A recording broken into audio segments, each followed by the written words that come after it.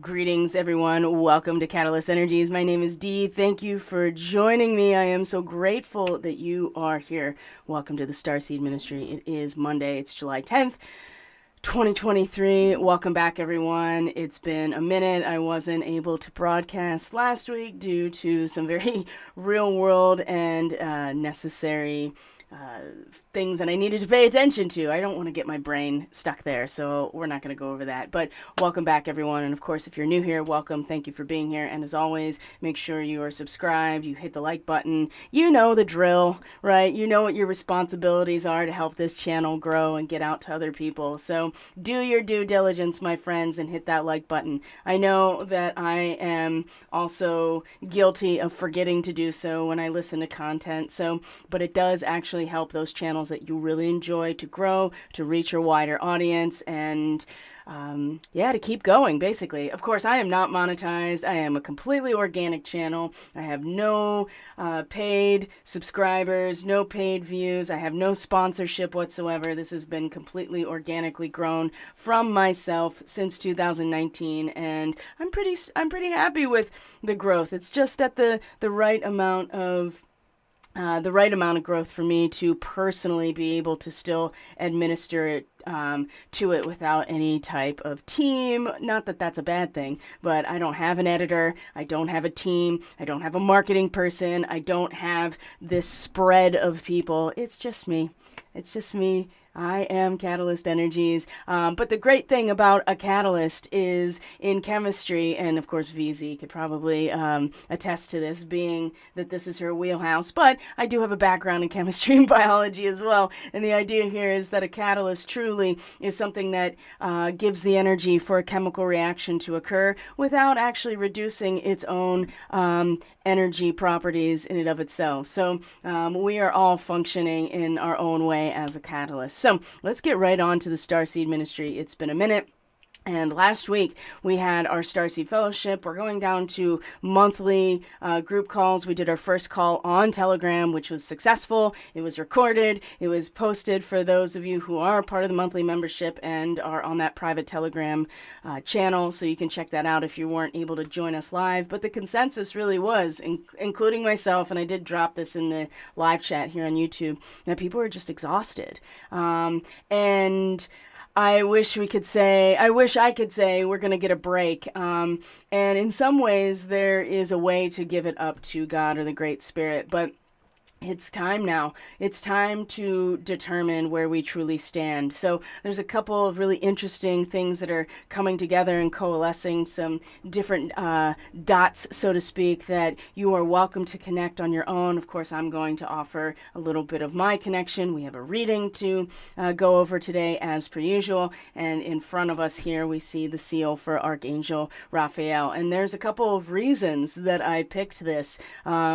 Not the least of which is Mars has entered the zodiac sign of Virgo. And for you folks who are following fixed star astrology, or you are aware of the astrological progressions and transits, then you know that the zodiac of 0 degrees Virgo is actually in conjunction with the fixed star Regulus. And Regulus is the heart of the lion. It is the star that is at the heart of the lion in the constellation of Leo, but is due to precession, the zodiac sign of that fixed star, the degree is now progressed or precessed, I guess you could say, to 0 degrees Virgo, which is where Mars is today. Mars has moved into Virgo. Pallas Athena has also moved into the 1st degree of Virgo. So you have the agent of war and action and the goddess of strategy in that war together at 0 degrees Virgo, which is conjunct Regulus. So for those of you who are also aware, or maybe not aware, that there are 4 royal fixed stars in terms of fixed star or galactic astrology, and they correspond to the 4 archangels, the 4 directions, and of course Archangel Raphael is the archangel connected to the star Regulus. So we're going to talk a little bit about what Raphael represents. Of course, he made an appearance in the reading. I mean, what can I say? And we're going to talk about some of the things associated with Raphael, what it means. This is the seal of Raphael. And of course, you can get your own research brain going and do some research and find the things that really resonate with you the most about some of the things that I'm going to bring up. But I'll share with you a few things. So I just want to check in with the stream, see how people are doing. Brother Matthew says, fuel in the tank. It's Monday morning. Have to get more coffee in the tank before answering that. I could totally relate to that maybe about 4 hours ago when I woke up, and I have fuel in my tank. But the reason I brought that up, Brother Matthew, is because, like I said, we met last week on our Zoom, or well, it's not on Zoom anymore. I've canceled Zoom. I can't keep saying that. We've met on our Starship Zoom call on Telegram, and yeah, the consensus is people are exhausted. I know that I slept a lot this weekend when I was sleeping. I slept for like 10, 11, 12 hours each night because the body is really catching up, and all of our systems feel like they're really catching up right now. So I hope you're taking really good care of yourselves, because next week is going to be something else. So right now, astrologically, yesterday we had our third quarter moon. The moon is still in Aries. It's going to move into Taurus today. But third quarter moon is the signal that we are now reaching the end of this lunar cycle. So we started with a new moon at the solstice, right before the solstice, in the late degrees of Gemini. We had our Capricorn full moon, and now we're coming into the last quarter. So we have our third quarter moon, which is most often some sort of ideological crisis. We'll talk a little bit about that and what that represented, because being able to resolve, well, you don't resolve those squares. Being able to grow and learn from that third quarter square, that ideological crisis, I think is a really strong mental image for how to move forward, especially into this week and coming into next week. So next week we have the new moon in Cancer. We have the nodes are going to shift into the moon's nodes, I should say. All the planets have nodes. The moon's nodes are going to shift into Aries and Libra next week, which is also going to bring about the grand square that I've been talking about in the solstice readings. That is something that is going to come up really strongly next week with the nodes shifting. We have a new moon in Cancer. Then the sun is going to move into the sign of Leo as of next week, which is its home territory. So we're going to focus a little bit on the sun today as well, in terms of the astrology and the things happening this week. But as the sun is moving into the sign of Leo, the zodiac sign of Leo, Venus is going to station retrograde in the sign of Leo, pretty much conjunct Regulus as well. So Mars is at Regulus. It has passed through Leo into Virgo as of today, but Venus, right, the Empress, as we're going to see in today's reading as well, she is going to almost reach that point, just within like 2 degrees, and then station retrograde in Leo. So there's this internalization. Now, Venus as a planet and as what she represents is already very magnetic. It is about what we feel in our senses. It's about the attraction that she represents, the magnetic attraction. Right? And so to come into a retrograde in the sign that represents our own hearts, it really does feel like that we're going to have to start pulling that energy into our own hearts and be very aware and mindful of what it is that we really value. And being time this being the time to determine where we stand as we come into a Cancer new moon next week. Where are you rooted? Where do you stand? Because that makes all the difference to how strong your heart is, in what directions it is emanating, and how it is going to hold that frequency of truth and authenticity no matter what is going on. Now today, Mercury is in an opposition to Pluto, so I'm going to take some time to go over that. For those of you who are getting the weekly astrology reports, you already know, because we talked about this, and the potentiality of Mercury opposite Pluto can be very deceptive and very manipulative and talking people into things. And this is why, again, determining where you stand, even though this is a pretty dicey type of transit right now, this also is one of those opportunities to mentally know where you stand. So we're going to really focus on the reading today. We're going to focus on the astrology today. I don't want to get too much into the other stuff. One of the things I will share with you is that I will not be broadcasting next week either, because I will be going out of town. We're not coming back until Monday, and I myself am going to be doing some I'm going to be doing some work on the land that we're going to be going to this coming weekend. So there will be no Starseed Ministry broadcast next Monday either, which is a shame because next week is going to be just action-packed in so many ways. But there will be a new moon forecast coming out for the Cancer, Sun, Moon, and Rising people, so keep an eye out for that. And just pay attention, pay attention.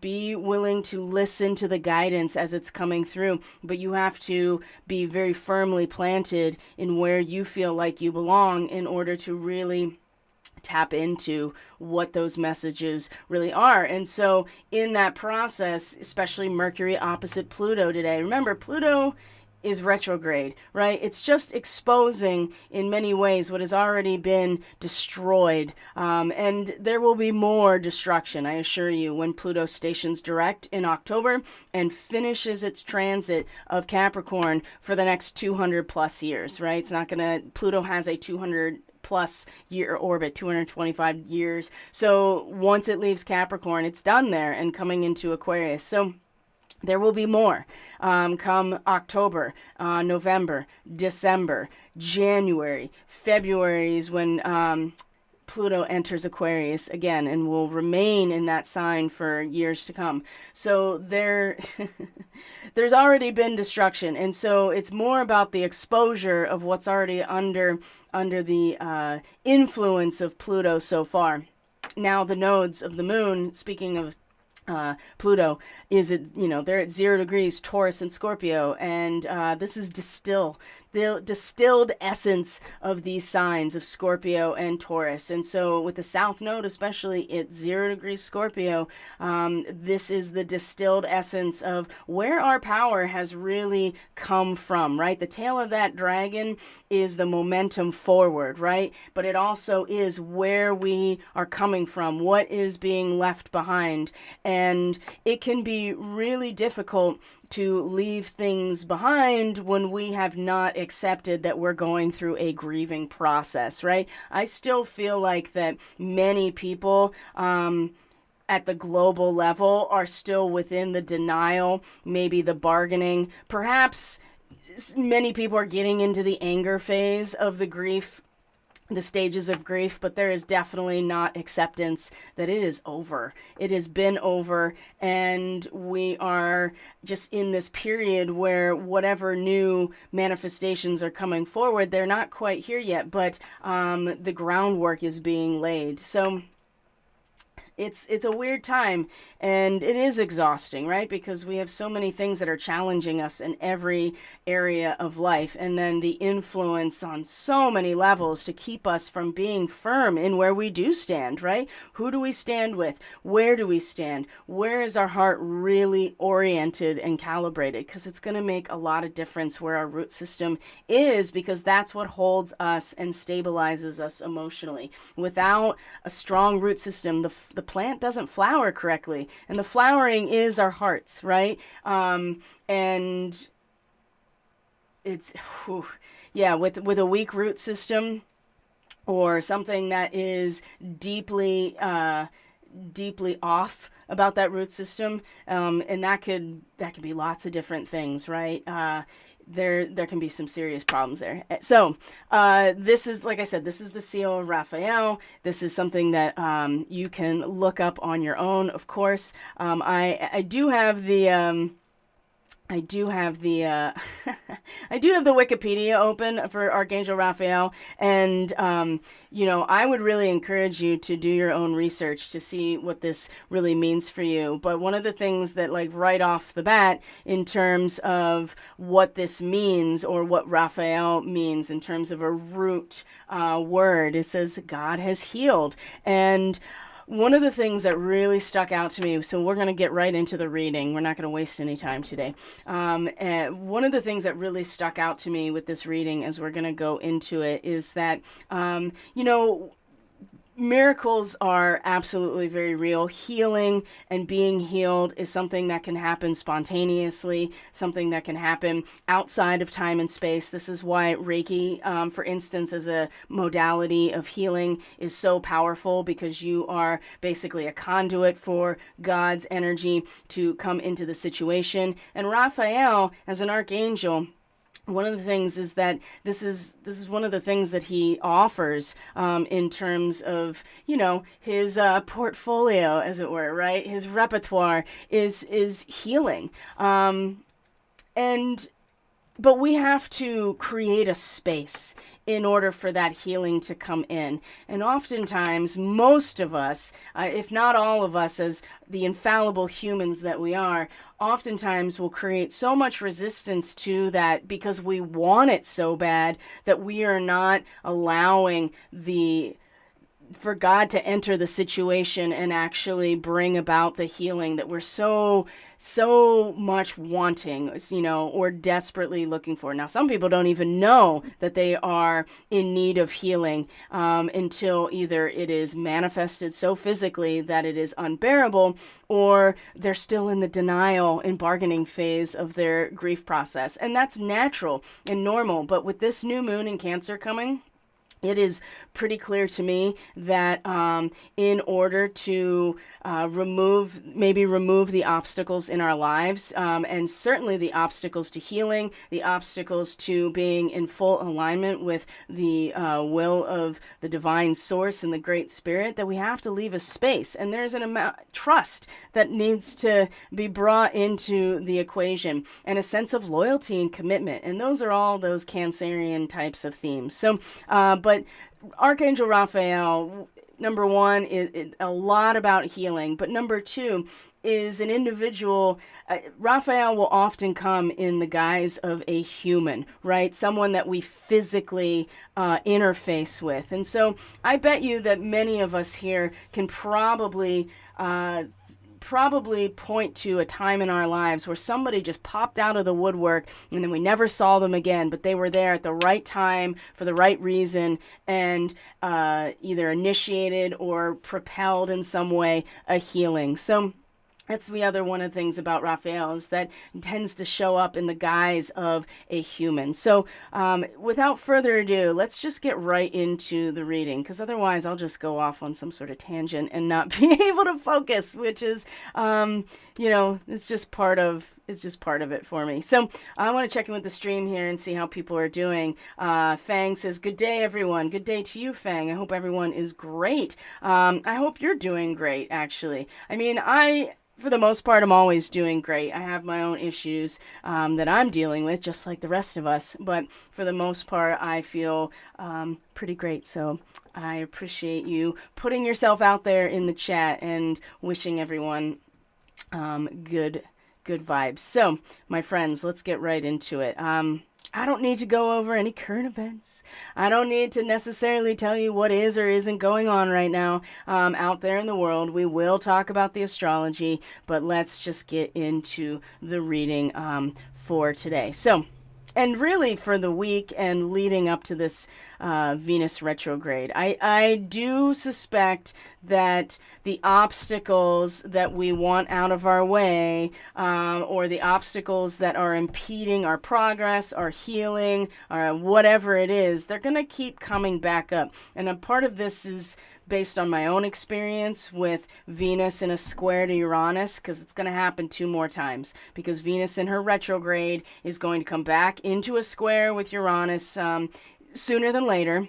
right? So she stations retrograde on the 22nd of July. So during the summer, she will definitely meet Uranus again, this time in her retrograde. And then when she stations direct, she will meet Uranus for the third time. And so whatever was happening around that time, I mean, I know exactly because it was the full moon as well. Whatever was going around at that time is something that is a theme that's going to come back up. And when we're talking about value, we're talking about meaning, we're talking about a sense of satisfaction, we're talking about creative authenticity and the magnetism that is basically emanating from us when we are in our pure joy and bliss, because Leo does represent that state of joy and excitement and thrill and passion. And with Venus there, it is very physical, it's very sense-based, it's very much based on our, like I said, magnetism, what we attract into us, creative potential. Venus is very much related to the physical manifestations of art and beauty and harmony. And so yes, there's going to be some internalization or some consolidation. Ooh, that's a good word in terms of this. But this also, it's not about shutting ourselves down. It is about taking care of ourselves and our own hearts. So this could be very literal for some people, right? Some people really need to get on this in terms of their physical nature. Other people, look at where Leo is in your chart. It's going to show you the area of life that this is most impacting. So let's start at the beginning, though. I kind of finished up there with where it's all leading, which is a reversed Empress, right? And the Empress is number 3. It is the card representing Venus and vice versa in at least the tarot. So let's start at the beginning here, though. Let's start, because one of the other things, too, is that came out really strongly and is just in general, and then this reading really reinforced it, at least for me, is that, oftentimes we really want to solve our problems from a purely intellectual standpoint. Like, we want to just keep crunching the numbers over and over and over and over, right? If we just keep thinking about it and thinking about it and thinking about it, we'll eventually come to solve the problem. And that is not always the case. Now, some things, absolutely, they require a sharp intellectual focus in order to analyze the situation. But ultimately, you have to give it up to God. And this is where I see Archangel Raphael sitting at the top of this reading here. Our awareness really being drawn to this, but also realizing that we're not going to be able to do it ourselves, right? Our minds, as strong as they are and as capable as we are intellectually to come to terms with things, to solve these problems, to determine where we stand, it comes from here, right? It comes from here. That's the 5th house in astrology. The 3rd house is the function of the mind, right? In the 8th house, which is the Scorpio house, which is ruled by Pluto. That's the house where we let go of our own ego in many ways and give ourselves over to the process of communion or cooperation, and for better or for worse, right?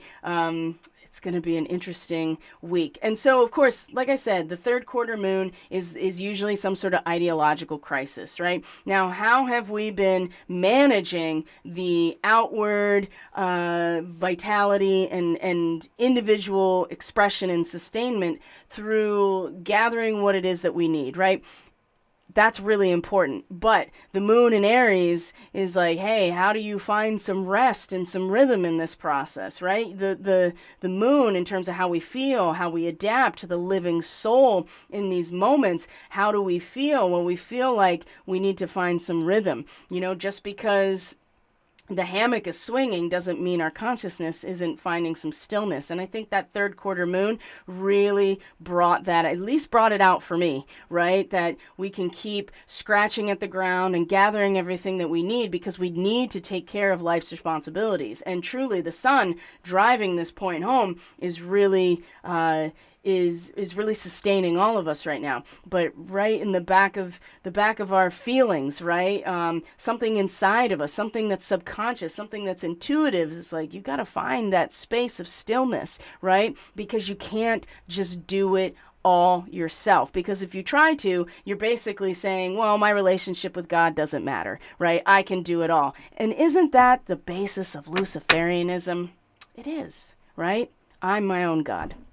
And just because we're made in his image does not mean that we don't have a relationship. And astrology is all about the relationship. That is where, from the sun and the moon to everything in the chart, it all comes down to how do you transmute the polarity of relationship into something new in any given moment, any given choice. Well, part of that is the Holy Spirit comes into this equation. You can't get around that. So, and it's going to be important, like essential, that this relationship is valued and seen for what it is, because that's where the messaging for healing, for blessing, for miracle is really going to come from, right? And there may be obstacles that are written into the scene, you know what I mean? Like they're just because we want them to be removed doesn't mean that we don't have a hand in the process either. So let's start, like I said, let's start at the beginning. Mercury in Sagittarius, the Eight of Wands. Yeah, and pay attention here to some of these number overlaps because I thought they were important as well. So when we have Mercury in Sagittarius, right, Eight of Wands, swiftness, right, the wands of the fire energy. It's about decisive action in high speed, right? Sudden realizations. The solution to the problem is already there. I want you to remember that. There's energy available to break down obstacles, remove restrictions. It's important that your laser are focused with your intentions when a card like this comes up, because look how quickly everything moves, right? It shoots out in all directions like a lightning bolt. I'm getting strong Uranus vibes as well from this, even though it's not involved at all in this card. The lightning bolts in all directions are really giving me a strong Uranus vibe. And something to consider is that Mercury and Uranus were just in a sextile, actually. So maybe that's where I'm getting those particular vibes from. I'm just looking at my notes to see. Yeah, on the 7th, actually, while the moon was in Pisces, the Mercury and Uranus were in a sextile. And that usually brings about stimulating encounters and conversations and really provides opportunities to kind of have like, aha, I see how to solve this problem. So coming into the moment here is this kind of swift, like, oh, the solution already existed, right? But the energy is available to break down the obstacles to get to the solution that already exists.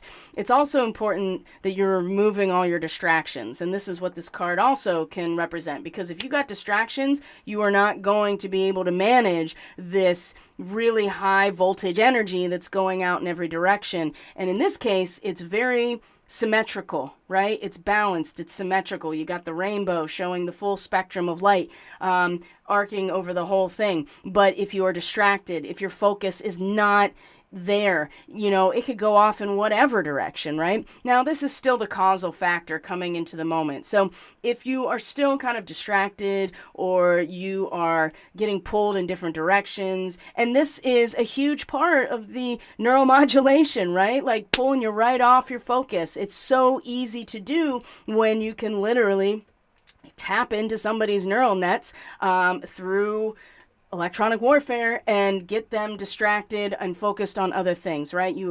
We have all got to tighten it up. And that's something that I said over the weekend. I was like, we all have to. And this is really bringing it home that much more, at least for me, because it's like, if we're not tightening it up and this energy comes through like this, you just kind of get thrown off like really chaotically in some direction. You gotta stay we all, not just you, me, all of us have to stay focused, remove the distractions. Again, the time has come for us to determine where we stand, because when we are very clear about that, it doesn't matter. There are no distractions. You know exactly where you're going, and why, right? And just accepting the challenges or achievements waiting to happen. When you can reframe your focus there, wow, you are definitely going to take this energy, off you go. Now, I thought this was really weird at first. I was just like, oh, that's interesting. The Ace of Swords. So you get the swift energy of the Eight of Wands, and then you come to the Ace of Swords, which is the mental energy, right? The intellect with the swords, but it's reversed. Now remember, this is the heart of the matter. This is the cross point of that cause and effect relationship and our vertical energetic axis as an individual, right? Where we are energetically aligned through our spinal column, through our nervous system, all of the chakras up and down the spine. And the heart this is the cross point in terms of all of these conditions. And when the Ace of Swords, let's just kind of talk about what it means here. It's the seed of the intellectual power. So you have the Eight of Wands that is like this swift energy to like break through things. And then you have this new idea, a first idea or realization, a new view of things, right? Again, clearing obstacles. There are so many cards in this reading that in their own definitions, their own, explanations, they are talking about clearing obstacles away. So... but to be just, because the swords are very much connected to not only Gemini or Aquarius, but Libra, right? The scales of balance. So, and that is about justice. And in order to be just, you have to be totally balanced, right? If you are out of balance, then it's really not, you're not able to truly be just because you can't see things from a balance, you can't feel them from a balanced perspective. So that also goes into this Eight of Swords with a new view of things. It's clearing obstacles away. It's cutting through all of the shit to get to what is, right? Now, when this card is reversed, you could have, it's overly logical, like cruelty through logic, right? There's no human empathy whatsoever. Coldness, right? That cold, hard logic that's just got no, like I said, no human compassion, no empathy at all. There's also a connection when this is reversed to basically being intellectually dissatisfied. So something comes busting through and you're like, I don't like that. I don't like that idea at all, right? Or you are just intellectually confused, right? Or there's something that is not settled for you intellectually or in your mind. And maybe that's the new view. Maybe that's your first idea or realization. Maybe the obstacle that is getting cleared away in your heart is like, I'm confused and I don't know. That goes so much further, in my opinion, than just kind of, to consider pushing and pushing and pushing and getting into that coldness and that cruelty through logic and really, and not realizing how out of balance you may be, and you can't actually be just, you can't be fair, you can't be balanced because you yourself are out of balance. Whatever this means for you, it does suggest here that there is something either internalized here in terms of this first idea or realization, or something is out of balance, or we are just not satisfied with the position that we're in, and we may be attempting to think our way out of it, if that makes sense. Now, I also had considered that this is just what visually with the sword being reversed, that it's just, we really are just planting the sword in the ground, right? That we really are directing that energy into our own root system where we stand, right? That also is something that came up for me. So whatever really resonates for you in your personal situation, I feel like is the most important in this instance. But it does show that there is this swiftness of energy that comes through, and then we have this Ace of Swords, and it very well could be like, you know what, this is just where I'm planting myself mentally. This is where I stand, okay? Now, some people, this could also be like, I don't know where I stand. I'm really confused. Or you're just overusing the mind and be like, I'm just going to do this all myself, right? And that's going to have its own consequences, I'm pretty sure, right? Because it's all about the relationship. Now, when we get to the One of Keys, now the Ace of Swords and the Wands in the Akashic Tarot are the same basic thing. The Ace or the One, whatever. So you see that there is this Ace of Swords, the sword itself and even the crown is situated down at the bottom, and where it's meeting is the One of Keys, the Architect. Now, the keys are the physical, material, nuts and bolts of reality, right? Like the actual physical manifestation, our relationships, how they feel to us in our senses, our life, basically. When you have the One of Keys, you yourself are the architect. And since we are in a position here of where our power is drawn from here, it's time to step into the position of power that you can design and create and be responsible for building your own root system, right? You have to recognize your strengths in this situation. What are your talents? What are your strengths? And your authority to take charge over your own self, right? Your own field, your own biofield, your own body, your own life, right? There are lots of things we don't have control over. But in this case, our root system energetically is something we have control over still. I mean, not everybody does at this point, but many of us still do, because we still have cognitive awareness of ourselves. So an opportunity to utilize your skills and talents perfectly is right in front of us. We just have to tap into it and accept that we have the power in order to create, to design, to have built our own root system, right? So this is a position of power and authority. Now, consider the image here is that it's in the process of being built, right? This is just the beginning. Just like the Ace of Swords, it's a beginning, right? But it also shows that there's a relationship here between these two dipoles, right? You have the man who is smiling. We've talked about this before. Smiling, he's pointing, he's telling his counterpart here what the plans are, what's happening. She's looking on, but she's got this flat affect. She's not showing really any emotion. She's observing, but she's also not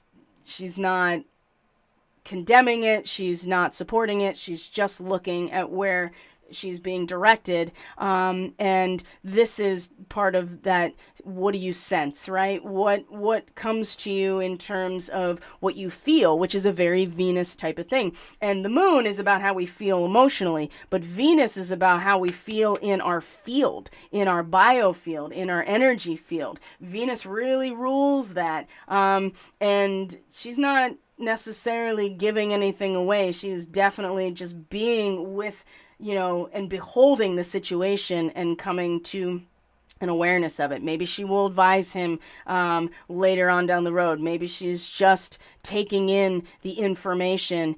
He's very, and here's Mars and Virgo, right? I mean, Mars coming into Virgo today, there's this, let's get to work, right? And totally, Mars is not unhappy in Virgo.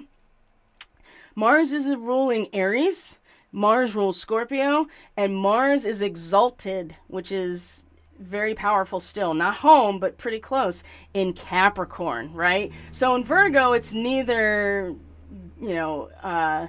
powerful, but it's not at its detriment either. And so it's definitely working. But the thing about Virgo is that you're using the work of your mind and your intellect to actually work and to get stuff done, put things where they belong. But this dude right here, I'm getting the strong Mars, right? The Emperor, right? The masculine energy getting to work. Yep, let's get to work. Let's start building things. And the female counterpart over here is just advising, right? She has to know what's going on in order to do so. But this is at the root here, right? And we have to accept this as the root. This is where our power is drawn from, our ability to create reality for ourselves, and to be the architect of our own personal experience here. So Now, here comes Raphael, number 8. Now, remember, the 8 of Wands was over here. Raphael is also the number 8. So, of course, if you turn 8 on its side, you get the infinity symbol, right? 8 in at least the Gnostic texts and Gnosticism. And this is not me condemning Gnosticism. I'm not supporting Gnosticism. I am giving you information. In Gnosticism, the 8 is very much related to Christ. So whatever that means to you, okay? In this deck, though, Archangel Raphael is connected to the number 8. So you can see that he is in the guise of a human. He does not have all of the other, the wings and the other attributes that would suggest that he is an archangel. And so he comes as a helpful person. He's got the pink glow over the heart chakra, right? That rose quartz energy that seems to go along. I'm looking for peace right here. And then the green orb, which also is related to the color of the heart chakra or the frequency of light that is reflected or propagating out of the heart chakra. So both of them are part of this, these two particular colors. So Archangel Raphael, as I had already mentioned, carries the energy of miracles and blessings and healings. God has healed. That is what it really represents. So there may be helpful others attending to you. There may be guardian angels coming. It could be Archangel Raphael in that particular way that makes sense to you coming into your life. And I would say with Pueo, along with it, the Hawaiian owl, it's all about the spirit guides, ancestors and ancestral spirit guides attempting to guide you, give you information, give you wisdom. And so it may not come in this grand gesture of like, Archangel Raphael is showing himself to me and talking to me. It may come through the other ways that God speaks to you, and it's different for each of us. There's no way that any institution, I don't care what anybody says, it is a personal relationship between you. Only you can know, right? And it's always been that way for me, right? Which is why I've never aligned with any type of religious organization or religion as a whole, right? Because my relationship with the Great Spirit has always been personal, and it always will be. And so how God speaks to you and how it's communicated through those who serve God, it's going to be different. It's going to be your language with the Great Spirit. So that's the other thing. It may be a person. Somebody may show up in your life and help you and say something to you that actually kind of flips a switch or leads you in a new direction. And again, Archangel Raphael is connected to what? The star Regulus. And we're going to talk about Regulus too when we get into the astrology of things. So this could also be reuniting with loved ones that have, there's been some sort of damage or some sort of breakup or whatever, right? There's just healing in general, renewal of a lost dream. This could also be part of Raphael. And now it's the time to really break through and allow this partnership to be part of the process, right? You're not doing it all on your own, and you're certainly not just going to sit back and be like, well, I'm just going to let God take care of it and not do anything. This is about a partnership and having the space, creating the space in order for these miracles, these healings, whatever they are, to come into your life. Whatever you've been praying for, whatever you've been asking for, it requires a relationship in order to receive that, okay? And this is coming out really, really strong, especially, like I said, Mars coming into Virgo and being conjunct Regulus, connected to Archangel Raphael. It's a pretty strong signature right now, okay? So the thing about the Empress coming into the outcome or the effect, right? Our cause and effect relationship based on all of these things, I think has a lot to do with this Ace of Swords being reversed, right? Because the Empress is, it's the great mother. It's the beginning of all life, right? It is Mother Nature, right? She represents satisfaction and abundance and sensuality and fertility, right? The second house. So when she's reversed, So all of these negative things about that, about laziness and envy and greed. And I would consider here that we are at the very end of our time with the north node of the moon being in Taurus, which is the sign that Venus rules, right? And so we're about to leave this area as well. And there's negative aspects to Taurus and Venus, which is being lazy, which is being greedy and slothful and all of those things, right? But in this position, I would say with the upcoming Venus retrograde, within 2 weeks, not even 2 weeks, right? On the 22nd, so 12 days from now, I would say that we're going to really start prioritizing self-love, that we need to start prioritizing the value of our own heart. And if that comes down to like truly getting into your practice of authenticity, of creative expression, of your voice, whatever it is, I feel like Venus in her retrograde, it's not time yet to release this fully into the world because there's more work to be done. And the self-love aspect feels very important. So if we go back just briefly here, if we go back to the architect and we look at her, right? Mars is like, yeah, let's go. Venus, she's going to station retrograde and she's going to be like, you know what? There's some things here that need work.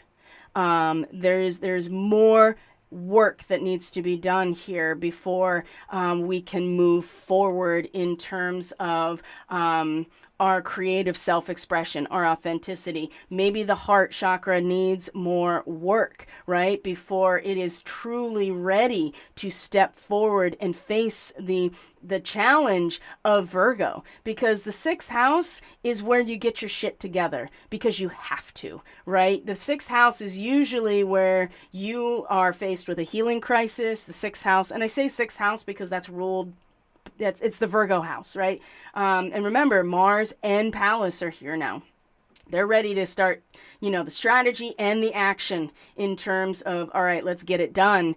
They are moving forward. Venus, on the other hand, she's going to get right up there. And like I said, she's going to be like, something's not right yet. There needs to be more work, or there needs to be more focus or self-love, right? There needs to be more of a focus on the resonance coming from this area of our joy, of our thrill, our excitement, our passion, of our playfulness, of our romance, right? These are all Leo themes. So you want to follow the sun. The sun rules Leo. Well, the sun is going to square Chiron this week, so we'll talk a little bit about that too, because I think that'll really bring out this challenge, won't it? It'll really bring it out of like, where do I feel weak? What is, well, we'll just talk about it. I have more notes to share about that. So we see that the Empress is reversed, and I do get the sense that things have happened very quickly, right? The solutions already exist. I think there's an awareness of that, but the process of going through that, of releasing the obstacles, it's going to be a little bit more drawn out than maybe we want it to. And that's a function, I think, of the Venus retrograde. That is a function of probably a lot of other things too, but that seems to be what is presenting itself here. And that doesn't mean that there isn't a place to put our focus and attention. It's just going to come back in, right, to our own heart, and pulling that energy into our own heart. And there's a lot there. There's a lot of anger, and there's a lot of energy that wants to go outward and be like, let's get some stuff done. Just like I said, Mars and Pallas, like, let's get to work, right? And that's not going to stop. Of course, I mean, Mars and Pallas Athena are charging forward, and, whatever it needs to be, right? But it's usually a crisis that comes out and forces us to get our shit together, right? We have to be disciplined. We have to be patient. We have to be consistent. We have to be organized. We have to be meticulous, right? Perfectionism is a huge hallmark of the Virgo energy. So, Mars isn't thinking about anything. Mars is just going, right? It's Pallas Athena, though. the goddess of wisdom and strategy that is probably going to be the saving grace here. And again, if you go back to the architect, the woman is the one that's like,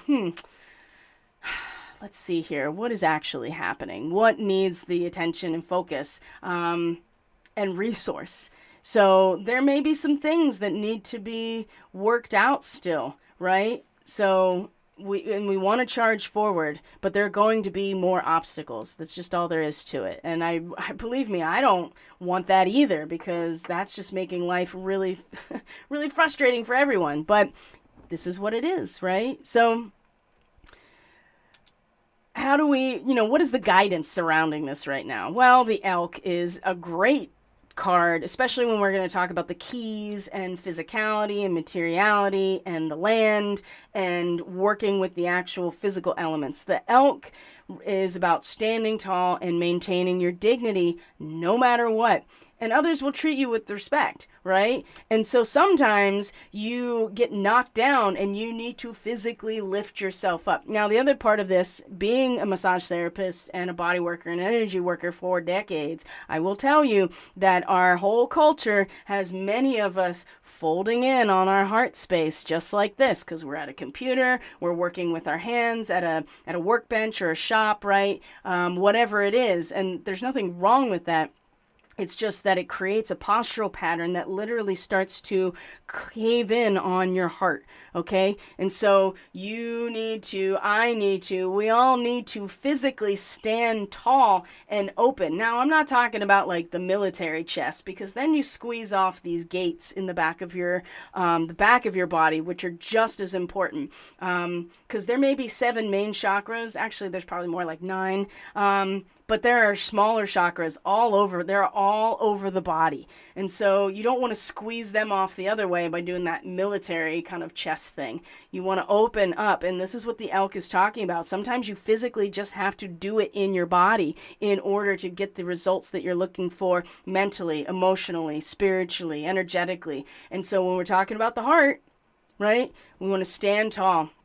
We want to physically lift ourselves up, right? Stand tall, relaxed. Be fully present, okay? You're more likely to command respect from others so that you can step into a position of power, which is what this architect is really suggesting. But if you are not sure of yourself, if you're folding over, if you are just going into fetal position right now, you're not going to be tapping into your power at all.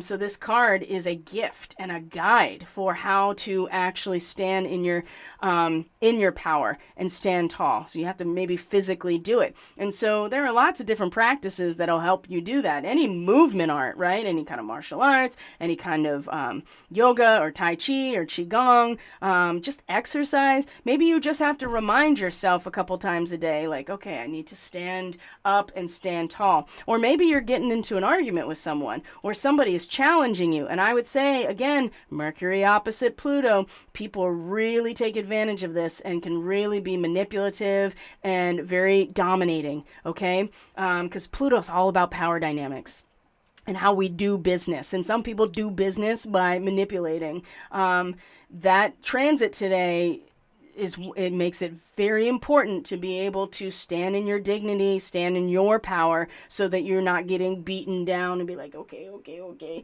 right? Like, no, that's what the elk is about. And if you've ever been next to an elk in real life, they are massive, and they will just, they would just like run. It's like a moose, right? They're massive. So this is a great guidance point today as well. And along with it, geez, I couldn't have picked these cards better myself, even if I wanted to. Manipura. For those of you who know, what is this? Drop it in the chat if you know what Manipura is. But it references self-confidence, motivation, determination. It's the solar plexus chakra. It's the 3rd chakra where your willpower comes from, right? And so again, willpower, confidence, determination, motivation. These are all the areas that we draw our power from. And what does that equate to? Your root system, right? Your root system that stabilizes you to the world or the earth or the land, right, around you. This is pretty self-explanatory at this point, right? That these types of energies are really important in terms of where we're drawing our power from. So our own integrity, our own self-confidence, our motivation, our determination, our power, our authority to build the structures that we want, how to stand tall in our own dignity. This is all these areas at the bottom here, these lower areas that we draw our power from, okay? So now I thought this was really interesting. So first we're going to talk about Pueo, which is the Hawaiian owl. So it says your ancestral spirit guides are offering you guidance, right? You can take it loosely. It doesn't have to be anything specific, right? Or a familiar spirit. It's just talking about that God speaks to you in the language that makes sense to you. And this card is referencing that there are ways that God speaks to all of us that are signs or they're omens or they are synchronicities, whatever it is. We have to pay attention though, right? And the other thing about, unfortunately, with neuromodulation and electronic warfare is that this can be so easily used against us, right? I mean, voice to skull technology is something where people are literally getting voices right to their head and they believe that this is what it is, but it's coming from a satellite, right? And this is a very difficult subject to broach with people who have been doing this work for a long time, have come to really trust this particular voice or this presence. So you have to know the language and you have to know what it sounds like, what it feels like. This is going to be really important moving forward. We really need to know what this voice is for each of us and that it's authentic because it's very easy to fake it. It really doesn't take much, honestly, to implant these things. So knowing and paying attention is really important because now this card said a lot to me about obstacles and how they're going to be there. Because so Lord Ganesha, for any of you who are familiar with Hindu, the Hindu cosmology, Ganesha is the elephant-headed deity. He's known as the remover or bearer of obstacles, right? He takes on the obstacles in your life, right? So this card came out reversed in relation to the Pueo, Archangel Raphael, which represents healing, and so in its reversal, this particular card, and this is the Raven's Eye Oracle, it says obstructions are foreseen. I would say that with the Venus square Uranus triplicate here, we could probably connect to this, right? Especially if your obstruction first transpired with that Capricorn full moon and Venus square Uranus, right? So we know that they're coming back.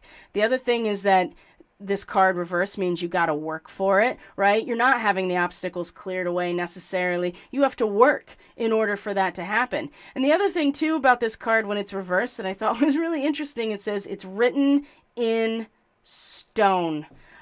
Written in stone, right? That means that the obstacles are there, right? It's part of the package. It's part of the plan. It's part of the resistance that we have to be able to move out of, right? And without that resistance, we don't have an opportunity to actually blend and then transmute that resistance, right? So it says to me that the obstacles not only are foreseen, but they're kind of built into the system right now. And that we have to figure out our own personal way how to move through this process, because we already know what the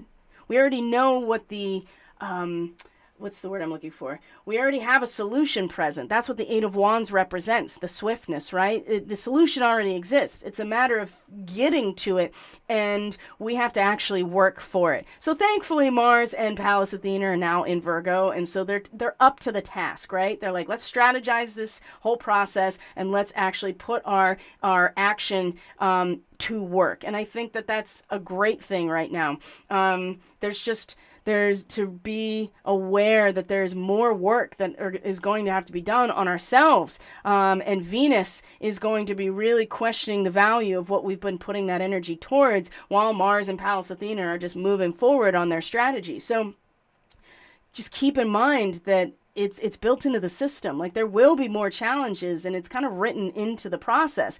And if anything, it's giving us an opportunity to train ourselves so that we do know what our value is when Venus not only comes out of her shadow, but also comes into Virgo in the fall, right? And late 2023, and then we can really give our blessing to what we're working towards, or the fruits of our labor, which is what Virgo really represents. So, all in all, I mean, nobody wants to be like, oh, there's going to be more obstacles and challenges. The great thing about it is this whole thing starts out with this idea that the obstacles are there, but the solutions already exist. We already know what they are.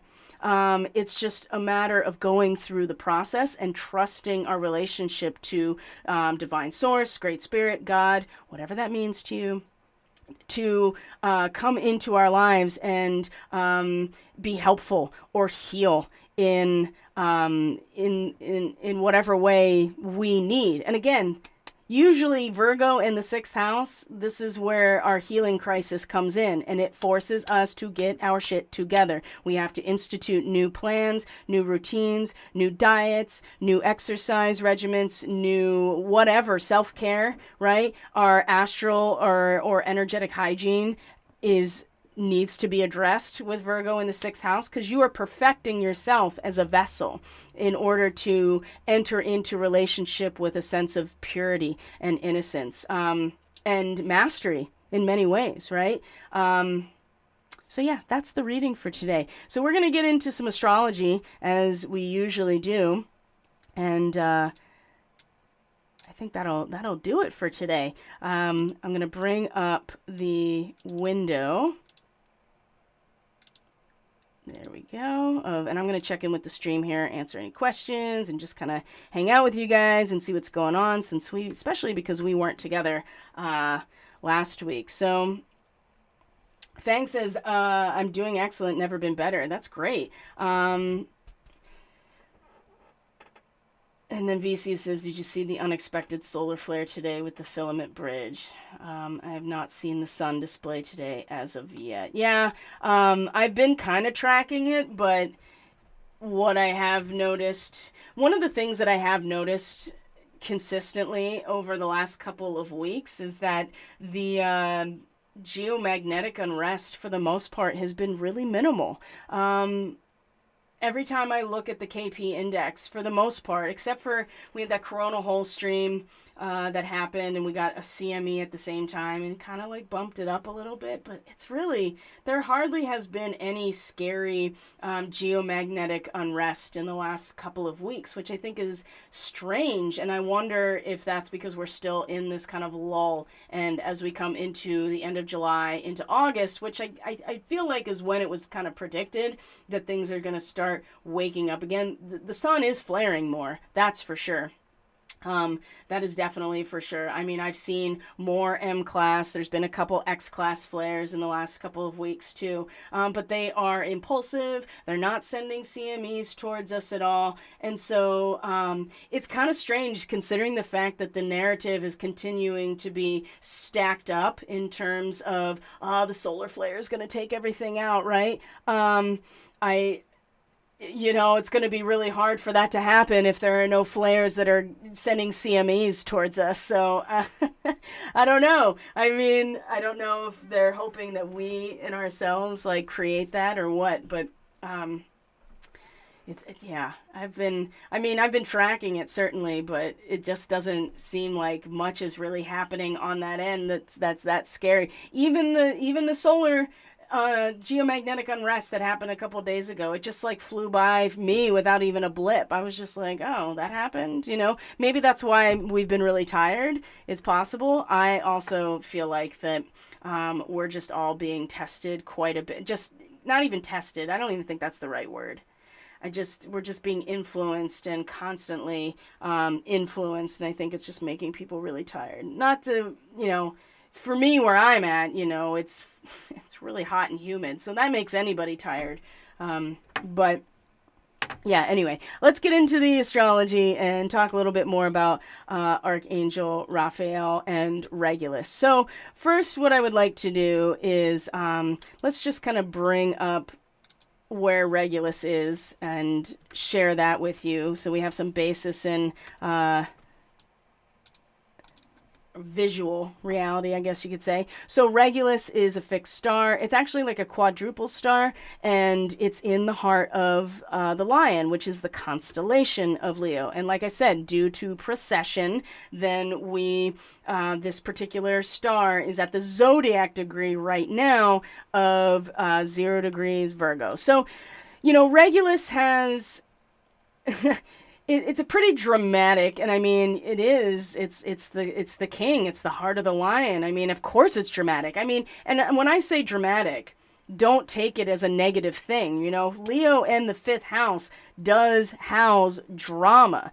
People who have strong Leo, especially if you're like Leo sun or a Leo rising in particular, like the projection of drama and performance is really high for people with strong Leo. And that's not, we've gotten used to having that word be denigrated when it's not meant to be at all, right? It is the projection of authenticity, and that can be joy and passion, but it can also be grief and sorrow. And that's something that is often routinely also denigrated in our society. Like, don't have any feelings that are quote unquote negative, right? Don't be angry about things, or don't be sad about things, or don't have any tears or anything. And it's like, that's part of the human experience. We wouldn't have, anger and sadness are meant to guide us in directions of action and then healing. But it's important to be authentic. Anyway, so when I say that it's dramatic, it is because it's the heart of the lion, and all of the energy connected to this connected to this particular star. When you look up, in ancient astrology, fixed star astrology, which crosses, it's sidereal and Vedic astrology, Arabian astrology, Chinese astrology, like more of the lunar-based and Eastern astrological systems. It all has the same thing. It's all about the king, right? The star that stands in the breast of the lion, the king. Just for frame of reference, since we all just love to talk about Trump, and many of you know this already, especially if you're into astrology, that he has Regulus, Mars conjunct Regulus on his ascendant. So it is what it is, right? And of course, so much is programmed into the system based on this astrology. Anyway, so this star is a pretty big deal. Now, let's talk about, it's the nature of Mars and Jupiter. Oh, okay. And so this is where Mars is. So you can bet that this energy is about to get like a turbo injection because Mars is connected to this star right now. So there's a lot of violence and destructiveness, but there's also military honors connected to it, high and lofty ideals, but there's also strength of spirit, generous, ambitious, but also fond of power, desirous of command, right? Because that's the thing about Leo, right? You are the center of attention with Leo, right? And we all are the center of our own experience, and the heart is really kind of the center of the entire experience. So it goes both ways here, but high-spirited and independent. Independence also is a strong signature of the Leo energy as well. So there's a lot of victory over enemies, but there's also turbulence and failures and greatness. So Mars is, again, that architect card with the man, the man and the emperor, the person who has the Mars quality. He's got this big grin on his face and pointing. He's like, let's go. Let's get to it, right? It's all on that ambitious and independent and high-spirited vibe right now. And that's where Venus comes in. She's like, I I don't know about that. Maybe we need some time to really feel out if this is the direction we want to be going. At least Pallas Athena is also here with Mars. She is the strategist, thankfully, and is a goddess, right? Now, Pallas Athena is one of the asteroids, but guess where that asteroid belt is? It's between Mars and Jupiter, right? Which is the planets most connected to the star Regulus. So, on Astrology King, just every paragraph kind of gives the same thing, that it's, grandly liberal and commanding and pride, but also, ultimate ruin by folly or pride, right? It's you could say it a billion different ways, but this is what it represents, right? Because the heart is the expression of the individual self, right? And so the fifth house in Aquarius the fifth house, we'll go back to the chart here. The fifth house is ruled by Leo in astrology. So, of course, it is the individual ego expressing itself. So it really depends on where you are rooted, where you stand, right? When you've determined where you stand, then the expression of who you are out into the world is going to be a direct function of the root system that is stabilizing you, that is fixing you to a position and a family or a situation or just a feeling, right? And so, Mars hasn't slowed down once and is the only planet that is not going to be retrograde during this whole time, right? We have Pluto, we have Saturn, we have Neptune now, Uranus is going to be retrograde, even Jupiter is going to be retrograde, Mercury will be retrograde in Virgo this summer, summer for us in the Northern Hemisphere, in Venus, Chiron, all retrograde except Mars. Mars, just moving. So just be aware of that. At least now in Virgo, it has something to actually work toward, right? There's an actual physical, material nature to put into place here with Mars. So, fixed star Regulus, blah, blah, blah, blah. All those things. High ambition, pride, love of power, grandeur of view, military honors, la, la, la, la. So the planet of the warrior is in this position. So just be aware of the potential that this sets up. Now, I talked about Archangel Raphael and its connection to Regulus, meaning God has healed as well, in terms of what Raphael represents. I showed you the seal of Raphael, and of course, he showed up in the reading. So the heart is also the means in which we heal, because the biofield really emanates from the electrical field that the heart creates when it's pumping. And so if the biofield is our electrical homeostasis, if it is responsible for most of our immunity, most of our endocrine system, well, you can bet that it's directly related to how we are healing. And isn't it interesting that that seems to be one of the primary organ systems that is influenced by certainly the graphene shots, but also too the solar weather, right? I mean, that is something that is now presented in published papers, the connections between cardiovascular health and condition and the influence of solar weather is a pretty strongly studied phenomenon now. And so those two things together are having huge impacts on people's hearts and their cardiovascular system, which is also the place where our biofield is really generated the most from, which is, or at least emanates from, the actual physical heart and the heart chakra. So of course it's going to be targeted. That makes sense to me.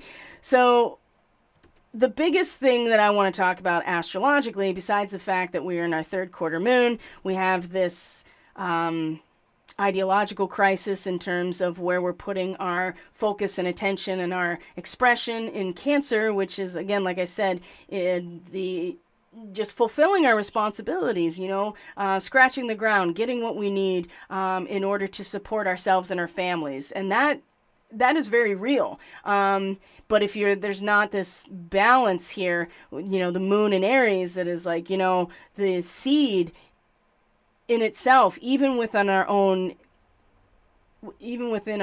self, even within our own emotional landscape, there still needs to be this rhythmic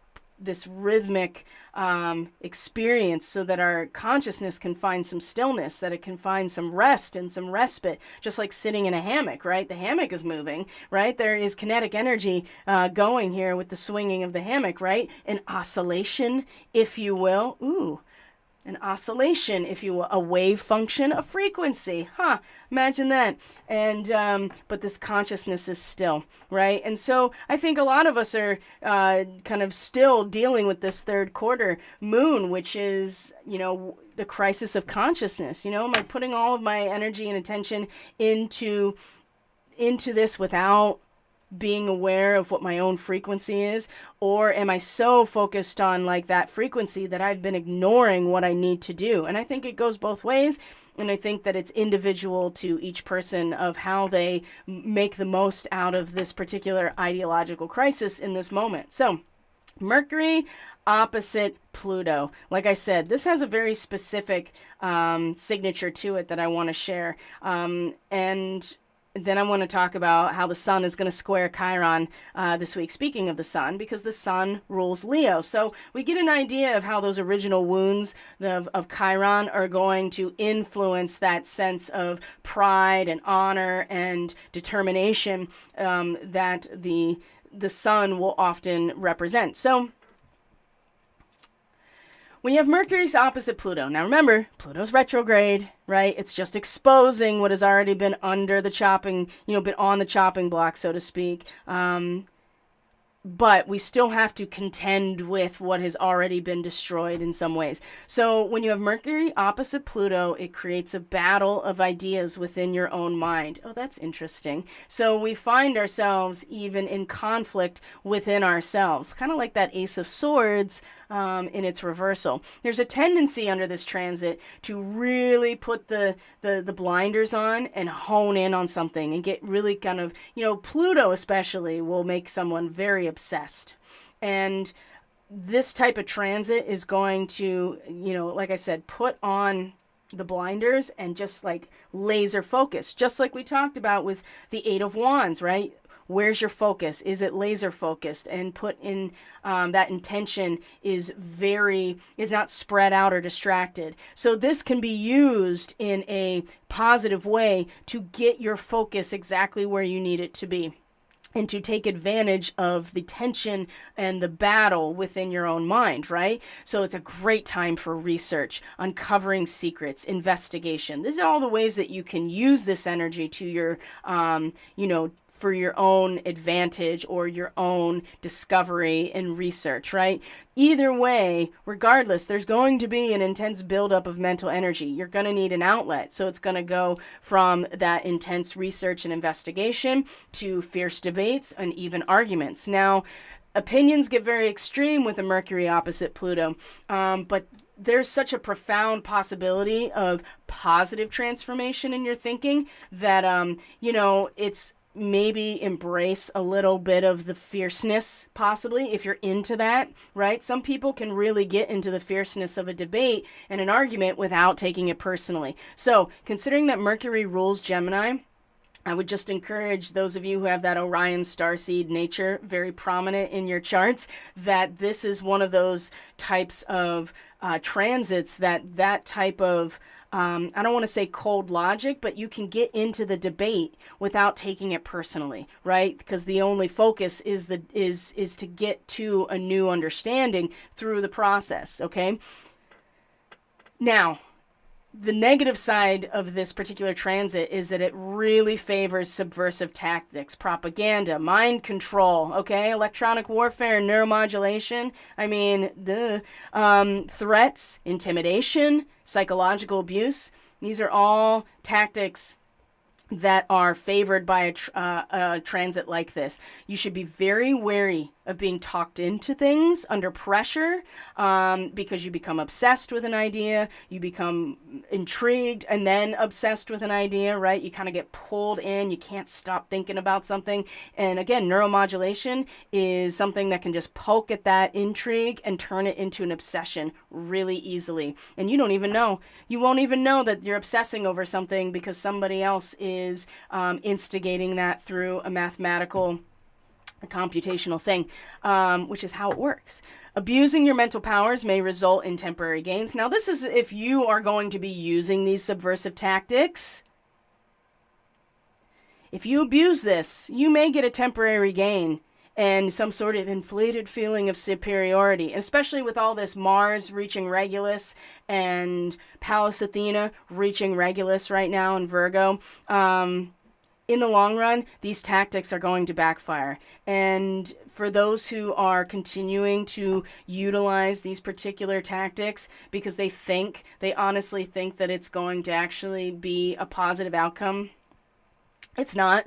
And it's really, I don't know what else to say about that other than it's going to backfire. Just so you know. So the truth may be hidden today by things like secrecy or propaganda, and it's reasonable not to take anything at face value and investigate both sides, right? This is where that fierce debate comes in, and not being afraid to either be wrong and not being afraid to get into it with someone and not make it personal. Like, really have the focus be like, let's argue these sides so that we can actually come to a conclusion that we both understand and feel good about. And there's nothing wrong with the research and the investigation and the uncovering of secrets. I mean, this type of transit, especially about what's already been exposed and destroyed and exposed, it's really, really strong today. So take advantage of it if you find yourself that in a position where you can, but also be so aware that these subversive tactics can come in and bring you to a place where you become obsessed or you are misled or you're distracted. And it's one of these transits are one of those times where something like this can be used like en masse, right? And so just please be aware of that and not take anything at face value. Even the things that you maybe think are coming from your guidance system, perhaps, unless you are really strongly like aware, like this is exactly what it sounds like, this is what it feels like when I'm having this type of interaction with God or the Great Spirit or my guardian angel, like you know exactly what it is, like there's no question about it. But if you're not sure, this is one of those times where you have to really kind of put it up to the smell test, if you know what I mean, right? And also be aware that many people will be using this transit as a way to be subversive and to control things and talk you into stuff. So also be aware of that as well. And then the moon moves into Taurus, which I'm always a big fan of. I really enjoy a moon moving into Taurus because it's exalted in Taurus. It's powerful in Taurus. We personally, emotionally feel, secure in our materiality. And that can go a really negative way, but it also can go a very positive way. And especially because it's going to be in a trine to Mars and a trine to Pallas Athena and meet the North Node today. So there's a lot of courage and initiative to make the first move. You'll intuitively know what to do and how to get it. And it has a lot to do with being able to see the forest for the trees and to be emotionally and intuitively aligned with your most natural self. That's what 0 degrees Taurus really means. And that's where we're all being led right now at a soul level, is to just be the unadulterated, pure essence of who we are and who we've always been. So the trine to Mars really kind of gives us the courage and the initiative to act on that in some way, because we actually can see the forest for the trees. And but that requires that the Mercury opposite Pluto transit be seen very consciously and utilized very consciously. Otherwise, you're not going to see the forest for the trees. You're going to be distracted, you're going to be misled, you're going to be intimidated, and then your Mars action in a trine to the the moon is going to be much more related to what? The South Node in Scorpio, which, Mars is the ruler of Scorpio, but it's a sextile. It means you have to actually take some action. And so, you could find yourself taking some action, especially because Pluto rules Scorpio. So your action could be in response to those subversive tactics. Your action could be implementing those subversive tactics. I personally, my personal opinion, this is not, this is my personal opinion, that any type of manipulation, even if you think it's for the highest good, it's still manipulation of somebody's free will. And I personally have a problem with that. And I feel like that the South Node in Scorpio could be very much related to that today and could justify people's behaviors. So that's just to put it out there. Now, the sun is going to square Chiron this week. Let's see what day it is. Today is what? Today's the 10th, the 11th. Oh, Mercury moves into Leo tomorrow as well. So there's a lot of change, right? There's a lot of shifting and changing. And so Wednesday, the sun is in a square to Chiron. And the only thing I'm really going to say about that before we wrap this up, because I actually have to move on to other things right now, is when the sun is in a square to Chiron, Chiron being the wounded healer, Chiron being the hybrid, there are circumstances in our lives that can make us feel weakened and ineffective, right? And there's a feeling that you just don't have the courage to make it on your own. And I think this is, we're feeling pretty good maybe right now, just like Fang said, like everything is feeling really good. Just be aware that this square coming on Wednesday may be one of those challenges. But as the transit progresses, you begin to gather the courage to express yourself and your needs, and you're doing so may surprise people around you. And so Chiron will pull up the courage and the bravery, but your initial expression of this newfound bravery may be so abrupt and unrefined that you seem to be acting completely out of character. And so maybe you're coming face to face with patterns that you've been repeating in your life, and especially in regards to relationships. And because that's what Chiron is a teacher, a healer, a master, but only out of his hybridization. He had to give it up in order to really heal himself. And so we find ourselves kind of getting into that victim or savior role with Chiron, and then we keep reinforcing our our own suffering because we feel like it's the only thing that identifies us as being valuable. So we may find that really coming up this week with the sun square to Chiron, especially because of all coming into conjunction with Regulus, Mercury coming into Leo this week as well, and then by next week, the sun coming into Leo. So these transits may bring what? Teachers into your life, maybe a helper like Archangel Raphael. I don't know, it's just an idea. These people who are willing to offer you advice. And so just be aware of that as well. You have to be aware. You have to be listening. You have to be paying attention. And you certainly cannot be distracted by all this other stuff that may not actually be anything but a distraction in order to control and manipulate you. So, and the last thing I want to share today, my friends, is I'm going to bring this down and I'm going to make this a little bit bigger so you can see what I'm showing you, which is that Regulus is also a Bohemian fixed star. So there's these 15 stars, and most of, not all of them, are starseed origins, strangely enough, or not so strange. And they often have a sigil attached to them, and then they have herbs and minerals or crystals associated with them as well. Well, if you look up Regulus, you'll find that the stone or mineral that is associated with Regulus is the stone garnet. So this is, you're going to have to look it up for yourself. I'm just going to show you my piece of garnet. And for those of you who did the crystal grid with the Reiki attunements at the equinox, then you remember that I did a whole thing about garnet. So just to kind of familiarize ourselves with garnet, it's a stone of health, extracting negative energy from the chakras and transmuting the energy to the beneficial states. It has been said, now I want you to put a pin in this, big time. It is said to have been one of the stones used in the breastplate of the high priest. This concept is going to come up a few different really prominent times in August, okay? This whole thing about the breastplate and the armor of God, right? That Ephesians 6:10. But this garnet was in the breastplate of the high priest, okay, amongst other stones.